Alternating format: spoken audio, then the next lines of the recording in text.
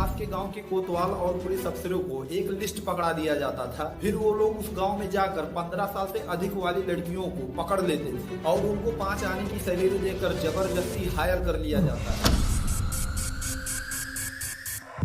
British सेना में काम करने वाले 1000 सैनिकों में 8 से 900 सैनिक यूथ हुआ करते थे और 900 सैनिकों के बीच में 15 लड़कियों को वर्कर्स के रूप में लगा दिया जाता था।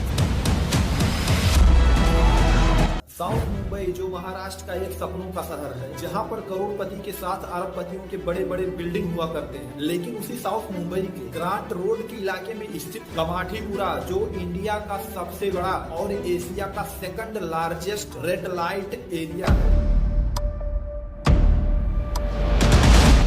अंग्रेजों के जमाने से चली आई हुई यह प्रथा जो हमारे भारतीय समाज के लिए बहुत बड़ा कलंक के रूप में देखा जाता है, जिसका दाग लगभग कभी नहीं मिटने वाला है। दोस्तों, आज की इस वीडियो में हम ऐसे टॉपिक के बारे में डिस्कस करने जा रहे हैं जहां के लोगों का अगर जो नाम लिस्ट में दिख गया तो बैंक वाले लोन देने से मना कर देते हैं और मैनेजर उनको जॉब देने से, और हम लोग इन्हें सम्मान देने से मना कर देते हैं। दोस्तों, हम बात कर रहे हैं कमाठीपुरम की उन गलियों के बारे में जहाँ की औरतें आज भी मजबूर होकर उनको अपने आप को 100 से 200 रुपए में बेच देना पड़ता है। दोस्तों, क्या है कमाठीपुरम का इतिहास और इसका शुरुआत कहाँ से हुआ, इसके बारे में पूरा जानने के लिए वीडियो को बिना एक भी पॉइंट मिस किए हुए पूरा जरूर देखिएगा।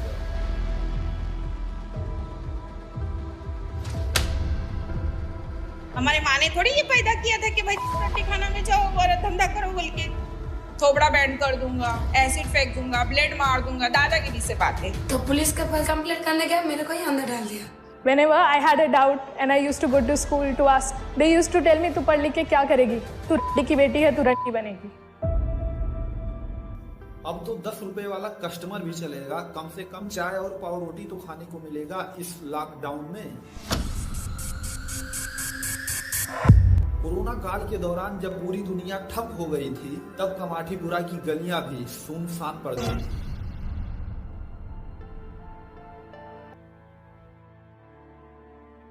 तब यहाँ की प्रोस्टिट्यूट किसी की भूख मिटाने के लिए 10 रुपए में भी तैयार हो जाते थे, अपना पेट भरने के लिए।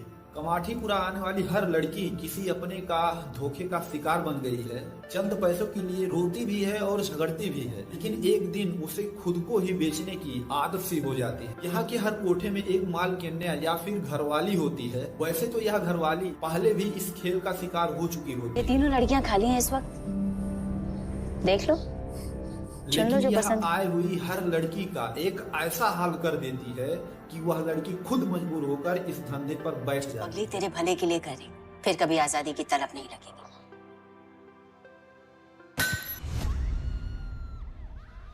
एक अमेरिकन जर्नलिस्ट जब इस कमाठीपुरम की गलियों में स्टिंग ऑपरेशन किया था, तब उसको पता चलता है जब यहाँ पर कोई लड़की प्रोस्टिट्यूशन करने से इनकार कर देती है, तब उसे कई दिनों तक भूखा रखा जाता है। पे खड़ा नहीं रहेगा तो खाने को भी नहीं देगा।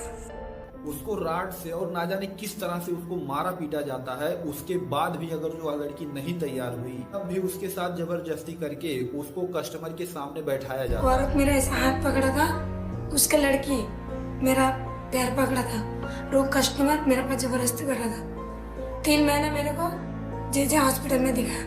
इसके बाद उस लड़की को उस छोटे छोटे पिंजरों में महीनों के लिए कैद करके रखा जाता है और इन पिंजरों से कोई चीज बाहर आती है तो इन लड़कियों की चीखें, यानी इनकी आवाज। लेकर आए तो 5-6 महीने तक अंदर रखे।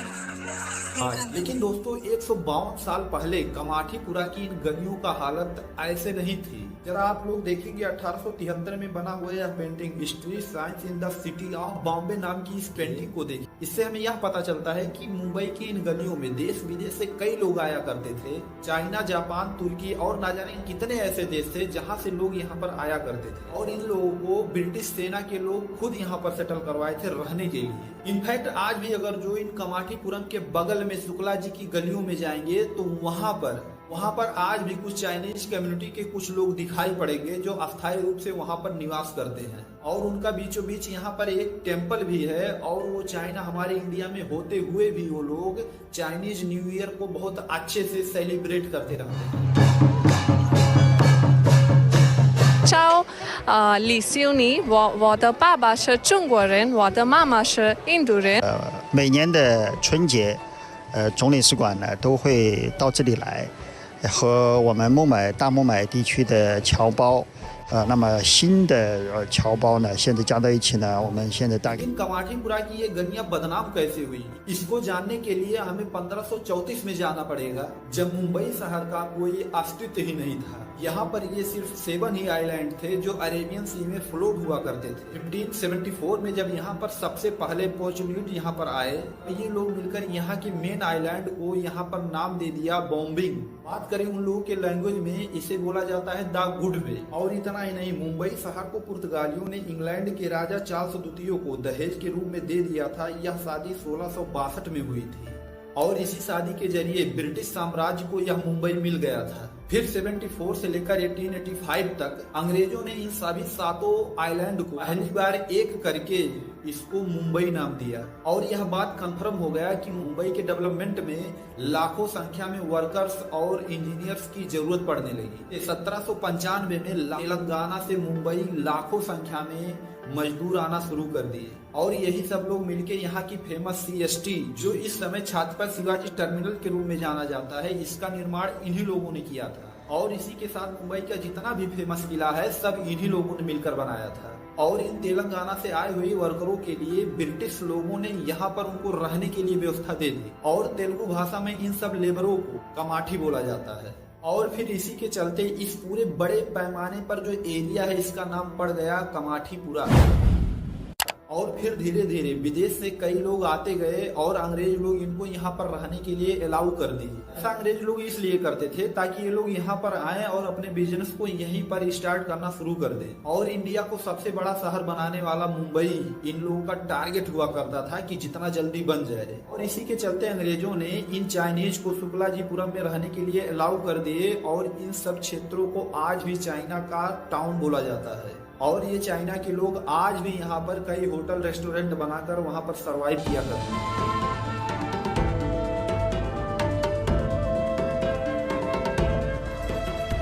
और दोस्तों बात है सन 1800 की। यह एक पोर्ट एरिया होने के साथ साथ ये ब्रिटिश सेना का एक बहुत बड़ा कैंप हुआ करता था, जहां पर ब्रिटिश सेना के कई अफसर यहाँ पर डिप्लॉय हुआ करते थे। और ब्रिटिश गवर्नमेंट के कई ऐसे सैनिक थे जो अपने ही सैलरी पर यहाँ के कुछ लोगों को वहाँ पर प्रोस्टिट्यूट किया करते थे। उस समय शुक्लाजीपुरम की गलियों में कुछ ऐसे प्रोस्टिट्यूट रहा करते थे जिनका स्किन का कलर एकदम व्हाइट, और इसीलिए शुक्लाजीपुरा गली को सफेद गली के नाम से भी जाना जाता था। और यह बात जाहिर है कि जब यहाँ की गवर्नमेंट जब उन लोगों को खुद अपने सैलरी पर हायर किया करती थी तो यह बात सुनकर विदेश से कई लोग यहाँ पर आना शुरू कर दिए इस वर्क को करने के लिए। जैसे कि मैंने पहले बताया कि यह एक पोर्ट एरिया होने के साथ साथ यहाँ पर कई अमीर लोग आया करते थे और इन सब हायर करने के साथ साथ ऐसा टाइम आ गया कि यह कमाठीपुरा पूरे विश्व में फेमस हो गया, जिसे tourism capital of the world के नाम से जाना जाता है। फिर एक ऐसा दौर आया जब कमाठीपुरा पूरी तरह से बंद होने की कगार पर आ गया था,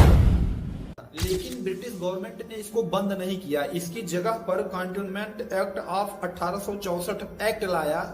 इस एक्ट के चलते गवर्नमेंट ने इस कमाठीपुरम की गलियों को खुद ही रजिस्टर्ड कर दिया और इस पूरे प्रोसेस को उल्टा गवर्नमेंट ने लीगलाइज कर दिया। और इसके चलते गवर्नमेंट ने सबसे पहले मिनरल क्लीनिंग की शुरुआत की, जिसके चलते वहां पर लोगों का एक मेडिकल टेस्ट हुआ करता था और मेडिकल टेस्ट करने के बाद उनको अप्रूवल किया जाता था इस धंधे को करने के लिए। और इसके बाद ब्रिटिश गवर्नमेंट ने इनको अपना बिजनेस रन करने के लिए एक लाइसेंस प्रोवाइड कर देती थी। ऑफिशियली इन लोग इन सब पूरे प्रोसेस को एक चकला के रूप में जानते थे। करता था एक चकला में एक ब्रिटिश सेना का एक कैंप हुआ करता था जिसमें करीब 1000 से 1200 सैनिक काम किया करते थे और हर 1000 सैनिकों के लिए 12 से 15 लड़कियों को अलर्ट किया जाता था, जो सभी लड़कियां परमानेंटली रूप से वहीं पर रहती थी। कुछ ऑफिशियल डाटा के अनुसार पता चलता है कि इस रेजिमेंट में 800 से 900 ऐसे सैनिक थे जो पूर्ण रूप से यंग हुआ करते थे और ये लोग इन सर्विस का इस्तेमाल रेगुलर किया करते थे। और इस रेजिमेंट का 1/4वां हिस्सा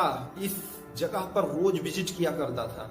सो दोस्तों, इसका मतलब ये हुआ कि हर एक लड़की को कम से कम 40 से 50 सैनिकों के साथ लगभग पर डे सर्वाइव करना पड़ता था। दोस्तों हम इमेजिन नहीं कर सकते कि इन लड़कियों को किस ब्रूटलिटी से रोज गुजरना पड़ता था और इन लड़कियों पर 24 घंटे एक आर्मी का गार्ड हमेशा नजर रखा करता था, क्योंकि ब्रिटिश सेना के अलावा इन लड़कियों पर कोई लोग हाथ नहीं लगा सकते थे। ये सब लड़कियां सिर्फ और सिर्फ रेजिमेंट के सैनिकों के लिए डेडिकेटेड हुआ करती थी। इनफैक्ट लड़ाई या कुछ होने पर इस रेजिमेंट को कहीं और पर शिफ्ट करना पड़ता था तो इन लड़कियों को ट्रेन या कार में उनके साथ भेज दिया जाता था और उनके कैंप के बगल में इनका भी कैंप बनाया जाता था, ताकि जंग के माहौल में भी इन सैनिकों को इस सेवा का लाभ हमेशा मिलता रहे। और इन्हीं सब के चलते वहाँ की सभी लड़कियां इन ब्रिटिश सेना के सभी लोगों की बात मानती रहती थी और वहाँ पर नई लड़कियों को लाने के लिए एक महलदारनी का काम हुआ करता था। लिस्ट निकाल कर वहाँ के लोगों को दे देती थी। वह लिस्ट आसपास के कोतवाल और गाँव के पुलिस अफसरों को दे दिया जाता था। फिर वो लोग गाँव में जाकर 15 साल से अधिक वाली लड़कियों को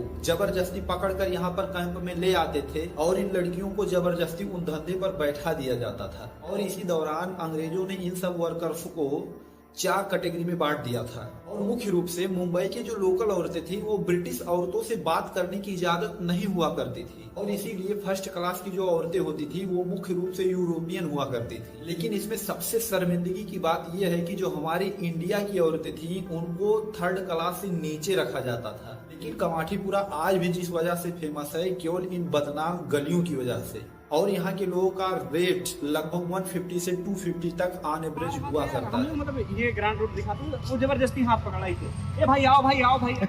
ग्रांड रोड है, सब लोग बोलते हैं बदनाम गली बदनाम गली। हाँ। ऐसा एक्चुअल हकीकत क्या है? सच में बदनाम गली है? बदनाम गली ऐसा मतलब क्या धंधे वाली? 300 का जमाना गया, आपके पास ही में आता है। 300 का जमाना गया है अभी। क्या रेट है? 400। ऑफकोर्स इससे ऊपर भी कुछ रेट है, 2000-2500 तक होता है, लेकिन इनका पूरा पैसा इनको खुद नहीं मिलता है। अगर जो ये लोग खुद इंडिपेंडेंट होकर काम नहीं कर रही हैं, तो उसका कुछ हिस्सा घरवाली को जाता है। इसके ऊपर से भी करीब 50 से 60 रुपए बेड चार्ज भी देना पड़ता है। यहाँ सब पैसा कटने के बाद भी इन वर्कर्स के हाथ में 50 से 60 रुपया जाता है एक क्लाइंट का। मुंबई के लोकल न्यूज में जब एक ब्रोथल ओनर का एक इंटरव्यू जब हुआ तो उसने कहा था कि उनके ब्रोथल में करीब 70 लड़कियां काम करती हैं और उनका सालीना यानी एक लड़की से सालीना 70 से 80 हजार रुपया उनको मिलता था। और जब उस कोठे पर पुलिस का रेड पड़ता था तो यह रुपया उन पुलिस वालों को रिश्वत के रूप में दे दिया जाता था इन लड़कियों को छुड़ाने के लिए। और इतना ही नहीं, आज भी बांग्लादेश, नेपाल और इंडिया के कुछ गाँव से लड़कियों को जबरदस्ती लेकर आया जाता है और यहाँ के गलियों में बेच दिया जाता है। और इसमें सोचने वाली बात यह है कि यह मुंबई शहर कई लोगों का सपनों का शहर हुआ करता है और यही सपनों का शहर कुछ लोगों के सपने को तोड़ देता है। और हम लोग इनको देखकर इनका एक अलग स्वभाव के रूप में जान लेते हैं, क्योंकि इनका नाम सुनते ही, इनके गलियों का नाम सुनते ही इनका मोल भाव तय कर देते हैं कि इनका इतना ही नाम। कहीं भी कंपनी में जॉब कर सकती है, कुछ भी कर सकती है, थोड़ी बहुत पढ़ी लिखी भी हूँ मैं। The person who raped me put his feet on my neck and said, I deserve this because my mother is a sex worker. Mumbai का कमाठीपुरा या दिल्ली का जीपी रोड या फिर कोलकाता का सोनागाची, एड्रेस में यह नाम दिखते ही बैंक वाले लोन देने से मना कर देते हैं, मैनेजर इनको जॉब देने से मना कर देता है और हम लोग इनको सम्मान देने से मना कर देते हैं। कमाठीपुरा की ये वो गलियां हैं जहां पर इज्जत सरे आम नीलाम बिकती है। यहाँ पर सम्मान को गिरवी रखा जाता है। इन गलियों में रहने वाली हर एक महिला का अधिकारों का दाम है सिर्फ 200 रुपया। दोस्तों आज की वीडियो में बस इतना ही। कमाठीपुरम की इन गलियों के बारे में या इस वीडियो को लेकर आपका कोई ओपिनियन है तो कमेंट बॉक्स में लिखकर जरूर भेजिएगा। और यह वीडियो इन्फॉर्मेटिव लगा हो तो वीडियो को लाइक करने के साथ साथ चैनल को जरूर सब्सक्राइब कीजिएगा, ताकि हमारा आने वाला हर वीडियो आपके पास समय से पहुंचता रहे। पूरा वीडियो देखने के लिए बहुत बहुत धन्यवाद।